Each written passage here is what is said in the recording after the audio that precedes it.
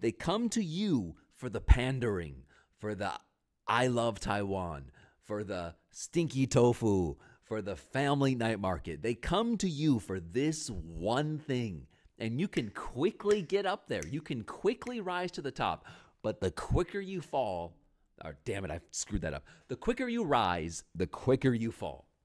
But actually, is that true? Why do I hate foreign YouTubers in Taiwan? How much time do you have? Do you have an hour? Do you have 3 hours? Do you have a week? Do you have a month? Do you have a year? No, I'll try to keep this under 10 minutes. The first reason I hate foreign YouTubers in Taiwan. Number one, the pandering. They are explicitly taking advantage of Taiwanese desire for foreign validation. And they do so under the guise of promoting Taiwan.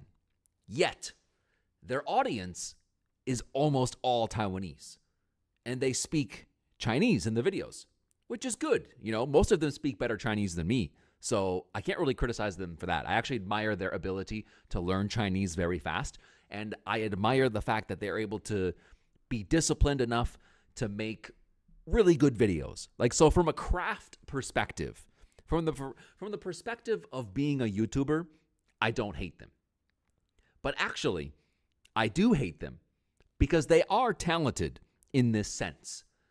But they use their talents to simply do something that has been done a million times again and again and again. And for some reason, Taiwanese people just eat it up again and again and again and again. It's literally the same crap all the time.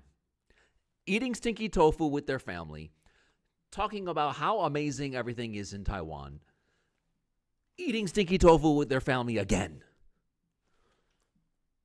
But to be fair, there was a video I saw a few months ago that I thought was interesting. I think it was by Ku, where he and his friends went to the Taiwanese military. That was interesting.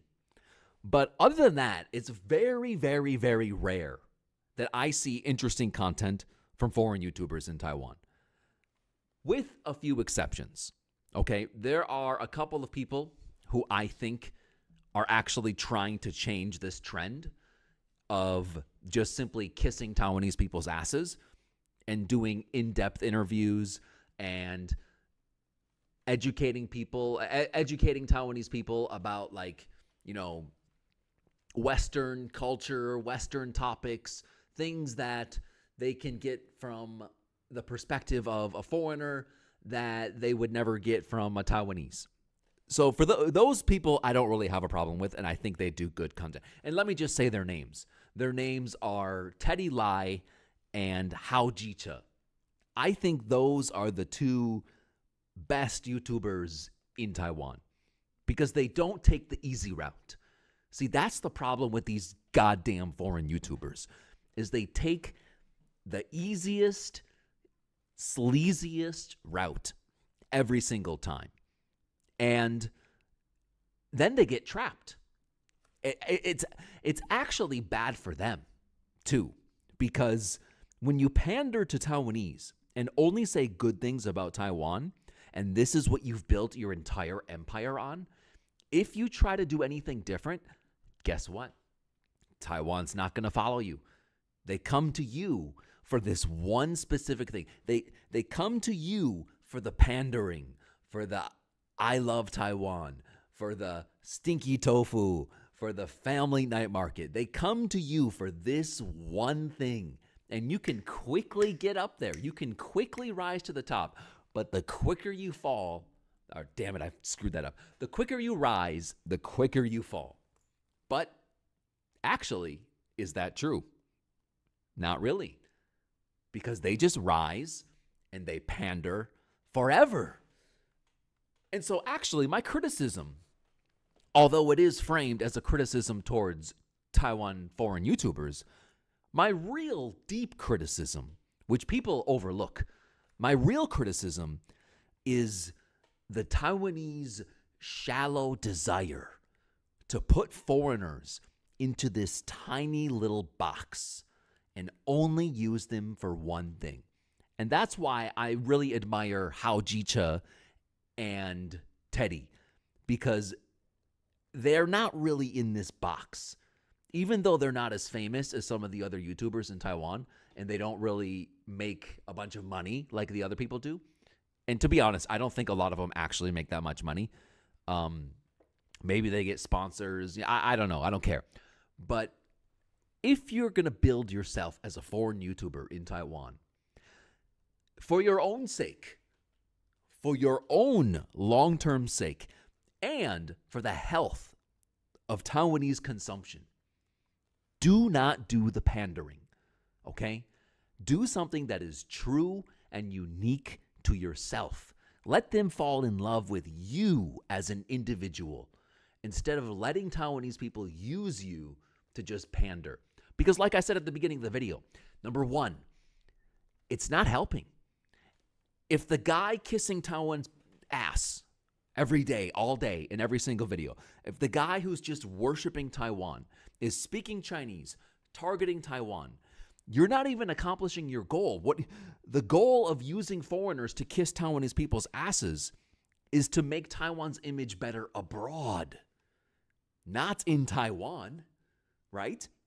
The goal of using foreign influencers is so that the world falls in love with Taiwan, not so that Taiwan can just lick its own butthole more and more. So you're not even, as a Taiwanese, you're not even accomplishing your own goal. You're just rubbing yourself. Taiwan is so amazing. Taiwan is so amazing. Look, the white guy said Taiwan's so amazing. Wow. The real aim as a Taiwanese, if this is truly your goal, because, maybe it is truly your goal as a Taiwanese, is we want to use foreigners to make Taiwan look better, to make the world love Taiwan more, so that when it comes time, so that when Big Daddy Xi Jinping when Big Daddy Xi Jinping wants to bomb us to death, the rest of the world will come and help, right? But that's not what these foreign YouTubers accomplish. That's not what they're doing. And I've said this time and time and time again, and nobody listens. Nobody listens. What Taiwan needs is to target outside of Taiwan with content. But the problem is, people outside of Taiwan, and we saw this with Taiwan Plus. We saw this with Taiwan Plus. Nobody cares. They don't care. Nobody cares about Taiwanese movies. Nobody cares about Taiwanese news. Nobody cares about content coming from Taiwan except for a small group of people who already had plans to visit Taiwan. And so what do you do? As a Taiwanese, what do you do in this situation? Japan has anime. Korea has movies. Korea has K-pop. Japan has beautiful adult videos. So if Taiwan tries to compete in any of these areas, it's going to lose. You're going to lose. You're not going to win. But the one area that I think Taiwan has a real strategic advantage and real strategic potential is in video games. So that's why I've tried to suggest to people over and over again, and to the government. But of course, who's going to listen to me, right? Nobody trusts me. People don't listen to me. I keep saying that Taiwan should become an independent game factory. Maybe, okay, I shouldn't say factory. Taiwan should be a place that is pumping out video games like there's no tomorrow.